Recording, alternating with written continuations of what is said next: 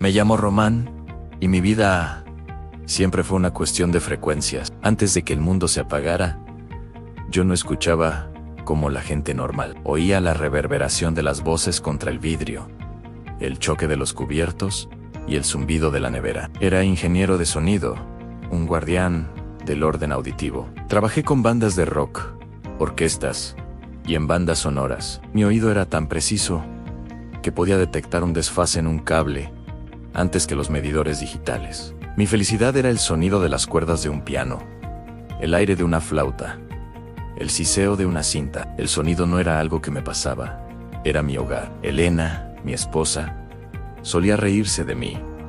Decía que yo tenía oído absoluto para la vida. Cuando caminábamos, ella me preguntaba, ¿qué oyes, Román? Y yo le decía, oigo el roce de las hojas, oigo el motor de un autobús y oigo tu risa, que está perfectamente afinada en la Mayo R. Éramos felices en nuestro mundo de vibraciones, hasta que el silencio llamó a la puerta. Fue una mañana de abril, bajo la lluvia. Me desperté y sentí una presión extraña en los oídos. Pensé que era un resfriado, pero al mediodía, el sonido del tráfico ya no era un rugido, sino un susurro lejano. Por la tarde, la voz de Elena se volvió metálica, como si hablara a través de un tubo de metal oxidado. A la mañana siguiente, me desperté en una tumba de cristal. Los médicos fueron crueles en su eficiencia. Pruebas de audiometría, timpanometrías, resonancias magnéticas. El diagnóstico fue hipoacusia súbita idiopática. El nervio auditivo simplemente decidió rendirse. Es poco probable que recupere más del 10%, escribió el doctor, para que yo pudiera leerlo. Esa frase fue el final de mi vida anterior. Me retiré del mundo. Cerré mi estudio. Vendí mi piano de cola, porque ver las teclas me recordaba una música que ya no podía invocar. Me volví un hombre violento en su tristeza. Rompí platos solo para sentir la vibración del choque en mis manos. Buscaba desesperadamente una señal de que el mundo seguía allí. Elena sufrió en silencio. Ella intentaba tocarme, buscar mi mirada, pero yo me escondía en las sombras. El silencio es un parásito. Se alimenta de tu paciencia y te devuelve paranoia. Empecé a pensar que la gente se reía de mí, que Elena se cansaría de un hombre que era un mueble sordo. Pasaron 3 años. 3 años de una película muda y granulada. Elena, en un último intento por salvar lo que quedaba de nosotros, me llevó a la vieja cabaña de su familia en los Pirineos. Llegamos un lunes de agosto. El calor era sofocante, pero el aire de la montaña era puro. Veía a los halcones trazar círculos en el cielo. Yo sabía que esos animales gritaban al cazar, pero para mí eran fantasmas coreográficos. Camina, Román, sube al Salto del Ángel. Encuéntrate a ti mismo, me escribió Elena en una nota. Acepté por puro cansancio. Necesitaba estar solo con mi silencio, lejos de sus ojos, cargados de piedad. Empecé la subida a las 10 de la mañana. El sendero era estrecho y empinado, lleno de pizarras sueltas. El esfuerzo físico era brutal. Mis pulmones pedían tregua, mis rodillas crujían y el sudor me nublaba la vista. Llegué al Salto del Ángel 2 horas después. Es una cascada colosal que cae desde un farallón de roca negra. El agua se pulveriza en el aire, creando arcoíris efímeros. Me quedé en el borde del mirador de madera. Según mis mapas mentales, el sonido de esa caída de agua debería ser un rugido blanco de 100 decibelios. Pero allí estaba yo, frente a la furia hidráulica, en un vacío absoluto. Sentí una furia que nunca había experimentado. Abrí la boca y solté un grito primario. Grité con el odio de quien ha sido traicionado por su propio cuerpo. Grité hasta que sentí el sabor de la sangre. Grité por los discos que no grabé, por las palabras de amor que no escuché, por los hijos que no quise tener. Me quedé dormido, o quizás entré en un trance provocado por la altitud y el dolor. De repente, sentí un estallido interno. No fue doloroso. Fue como si una burbuja de aire se liberara. Primero fue un zumbido, luego un tono puro. 440 Hz es la perfecto. Me incorporé Asustado, miré a mi alrededor. A unos metros, una piedra se desprendió y rodó.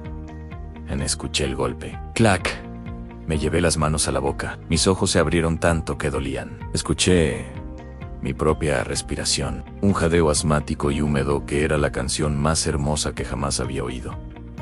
Me giré hacia la cascada. Al principio, el sonido era como el de una radio antigua, buscando señal. Pero en cuestión de segundos, las frecuencias empezaron a encajar. Los graves llegaron primero. Un retumbar. Luego, los medios. El cuerpo del agua chocando. Y finalmente, los agudos, el tintineo de las gotas. El mundo se volvió tecnicolor auditivo. Escuché el crujido de mis botas sobre la grava. Escuché el roce de mi chaqueta de nylon contra mis brazos. Y entonces, lo más increíble, escuché el viento. No era solo aire, era un coro de millones de agujas de pino vibrando al unísono. Cada una con su propia nota. Bajé la montaña corriendo, llorando y riendo como un demente. Me detenía cada 100 metros para escuchar algo nuevo. Me detuve a escuchar a un pájaro carpintero en un tronco en toc-toc. Me pareció un solo de batería de jazz. Me detuve a escuchar el flujo de un pequeño arroyo. Era una cascada de armónicos cristalinos. Llegué a la cabaña con los pulmones ardiendo. Elena estaba en el porche, de espaldas, mirando hacia el camino, lista para llamar a rescate. Me detuve a 10 metros de ella. Escuché el siseo de la madera. Escuché el roce de su ropa cuando suspiró. Elena, dije, mi voz sonó profunda, real, vibrante. Ella se quedó paralizada. No se giró de inmediato. Elena, por favor, mírame, dije un poco más alto. Ella se dio la vuelta lentamente. Sus ojos estaban inyectados en sangre por el llanto previo. Cuando vio que mis ojos no estaban perdidos en el vacío, sino enfocados en los suyos, soltó el teléfono.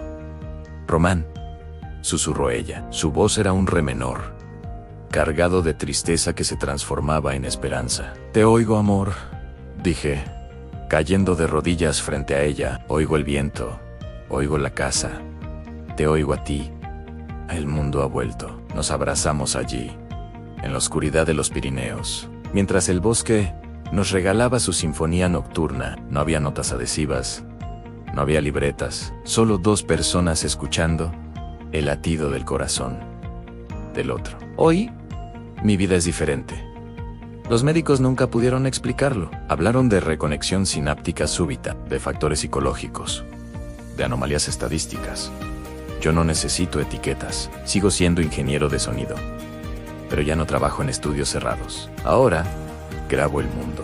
He dedicado mi vida a capturar los sonidos que la gente ignora, el crecimiento de las plantas, el movimiento de los glaciares, el murmullo de las ciudades al amanecer. A veces, cuando el estrés de la vida moderna intenta agobiarme, me detengo, cierro los ojos y escucho el milagro de estar vivo en un universo que no es mudo. El silencio fue mi prisión, pero ahora es el lienzo sobre el cual la vida escribe su canción cada día. Me llamo Román y hoy, por fin, entiendo que la música más bella es simplemente el sonido de existir.